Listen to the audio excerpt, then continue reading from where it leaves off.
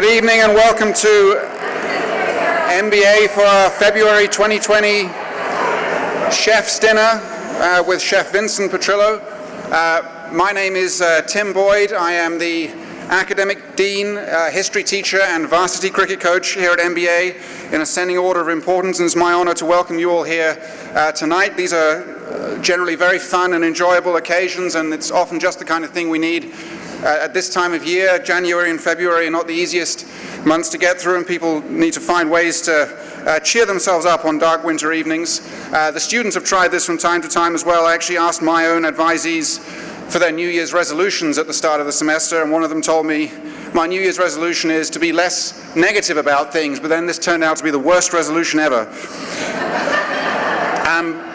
But we hope this evening will provide some cheer. Before I begin, I just need to thank three people in particular, Stephanie Gallanter, Rosemary McElhaney, and Stacey Andrews, who do so much work to put these events together, so please let's give them a round of applause.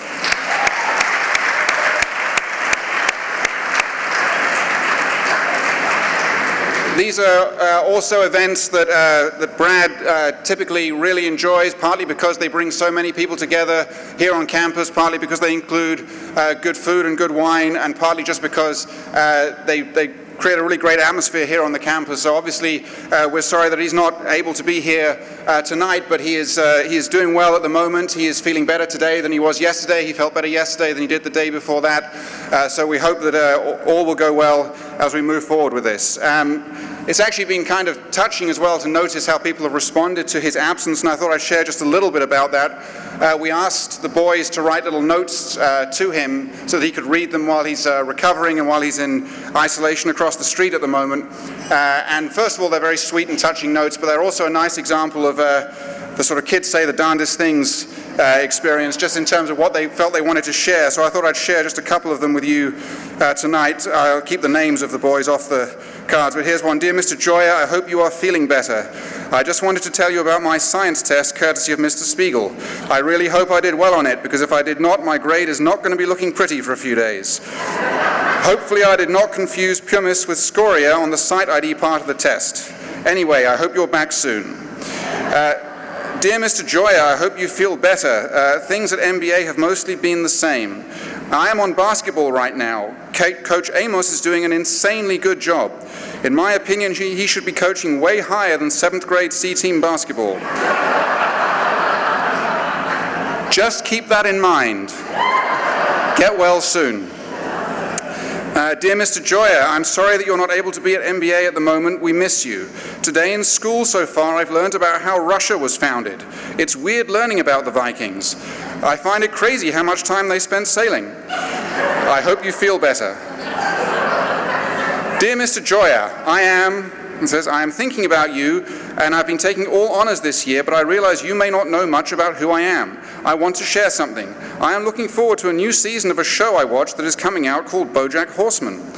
The reason I'm telling you this is because you probably don't know much about me, and I wanted you to know something. Get well soon. And then lastly, dear Mr. Joyer, I'm glad to say that in your absence we have not burnt the school down, partially due to the buildings being made of brick. Theme day went smoothly, and football workouts, while difficult, are also very rewarding. I hope you feel better soon, and hopefully we can continue to not destroy the school in your absence.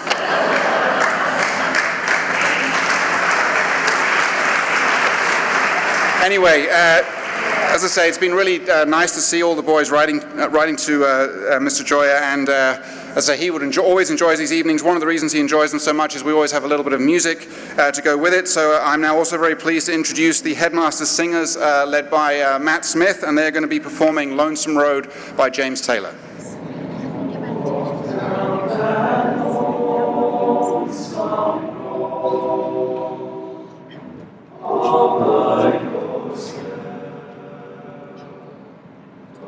Turn your head back over your shoulder, and only stop to rest yourself in the still of the moon. It's shining high above the trees. I had stopped to listen once or twice, if I had closed my mouth and opened my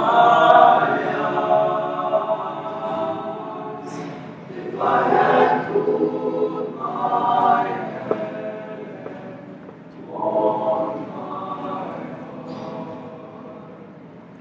I'd not be on this road tonight.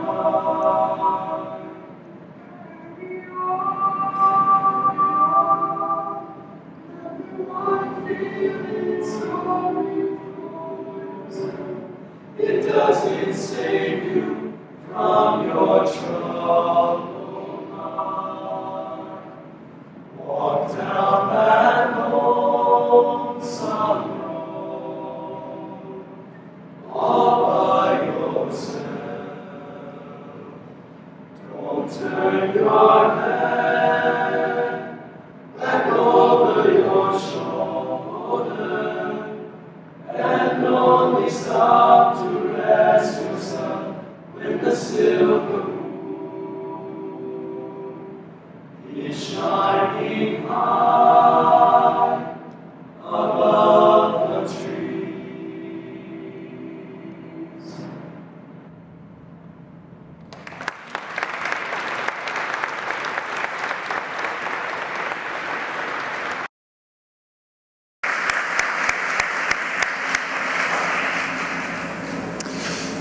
Okay, so I think one of the reasons that Brad so enjoys these events is that being of Italian heritage himself, he obviously has a great appreciation for fine food, and it's therefore natural that I should fill in this evening, as the English also have a proud history of global culinary excellence. In any case, we are thrilled to welcome Executive Chef Vinson Petrillo of Charleston's Zero Restaurant and Bar. Chef Petrillo's passion for natural local ingredients is matched only by his deft gastronomic artistry. In addition to mastering the kitchen, his talents have wowed the TV camera as a two-time winner of Food Network's Chopped and Chopped Champions and on Bravo's Top Chef Masters.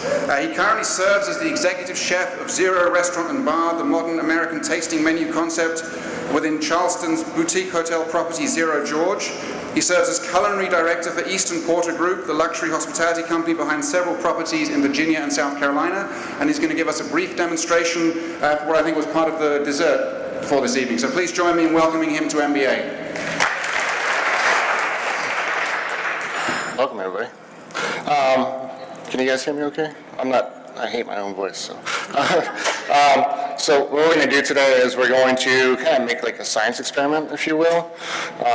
It's kind of like the science behind all cooking. And when you're cooking something, if you cook something till it's already done, it kind of means that you already overcooked it. So we're going to kind of play a guessing game. Like if you cook a steak till it's actually medium rare, it's now beyond medium rare. If we cook a caramel till it's done, it's burned.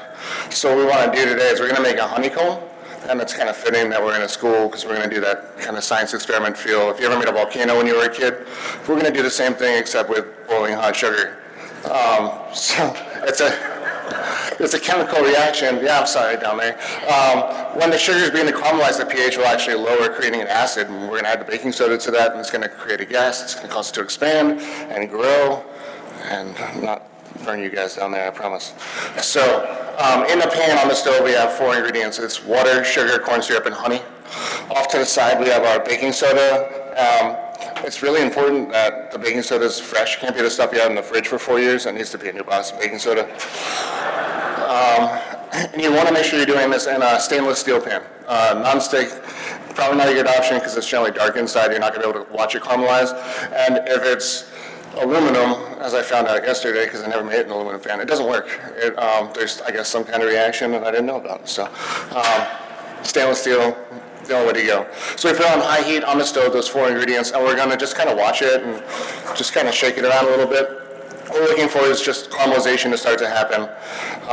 I started this a little bit earlier, so it didn't take forever. And we're pretty much like 2 minutes away here. And just what I'm looking for is I'm just looking at the bubbles. I want to see a changing color. And if it, usually caramel doesn't develop in just like the whole thing. It's usually one spot, and then that spot usually burns, so you want to be able to just take your hands and kind of shake it around like that. And I can see the color starting to change now. What the hell did that? And we're getting pretty close. We're about 30 seconds away. So you just really want to be prepared. You want to have like your baking soda ready to go, a spatula that's not going to melt in your pan, a sheet tray, and then some parchment paper with a little bit of Pam spray on it so it doesn't stick. And we are very close right here. You can see the colors continues to change.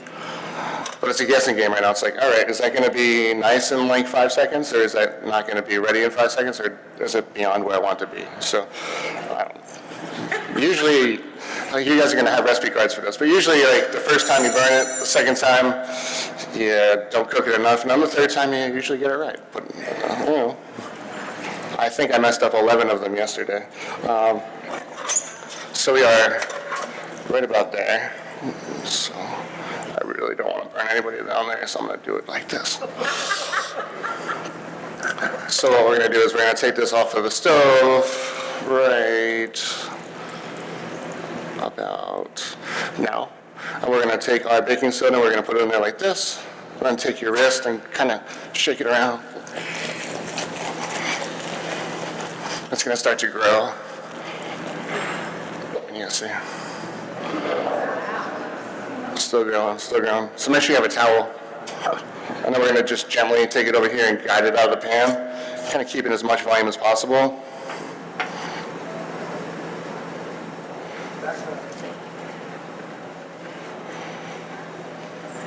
That's going to keep on growing. So if you did anything, usually it's going to look like this, because that's what's going to happen. But if you like sit there and watch it for a second, and you see black smoke coming out of it, you want to take it outside. Like, it's important. Otherwise your whole house will smell like you burnt down Willy Wonka's candy factory, you know. And that's it. That's part of the dessert that you're going to have tonight, part of the takeaway that you're going to have as well. Excited to cook for you guys, and hope you enjoy everything. Thank you.